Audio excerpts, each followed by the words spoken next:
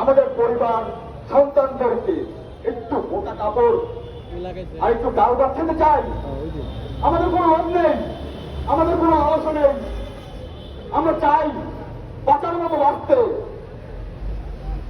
আমরা শিক্ষা পরিবারে চাকরি করি। আমরা এখনো পর্যন্ত খুব সুন্দরভাবে আমরা আন্দোলন করে আসছি। আমরা এখনো কোনো অরাজকতা করিনি। আমরা চাই আমাদের ভিতরে কাজ করে, আমাদের ভিতরে প্রত্যেকটা সহকর্মী ভাইদের ভিতরে কাজ করে। আমরা শিক্ষা প্রতিষ্ঠানে চাকরি করি। আমাদের আদব কায়দা থাকতে হবে শিক্ষিতর মতো।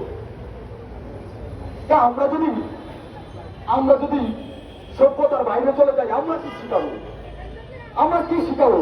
আমাদের ছাত্ররা কি শিখবে? আমাদের বিবেক তৈরি হবে কিভাবে? আর সেই বিবেকটা কিভাবে ঘুমিয়ে থাকে আমাদেরকে রাস্তায় দেখে? আমরা বড় আন্দোলন করে আসছি 2013 সাল থেকে। আমার এক সহকর্মী ভাই আন্দোলন করতে করতে এই বৃহস্পতি চত্বরে মারা গিয়েছে। লাশ নিয়ে মরেছিলাম।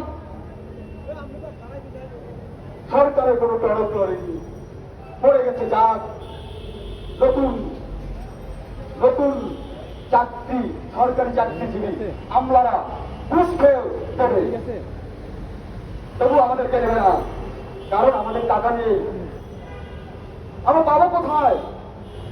আমরা তো দুর্নীতির সাথে আপোষ করি না। আমরা চাই, আমরা সবসময় গর্বিত বোধ করি আমরা একটা শিক্ষা প্রতিষ্ঠানে চাকরি করি, একটা সমাজের সাথে বসবাস করি। যে সমাজটা আমাকে আদব শিখাবে, যে সমাজটা আমাকে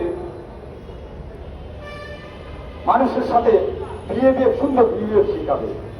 আমরা চাই না কোনো অরাজকতা করতে। আমরা এখানে মারপিট করতে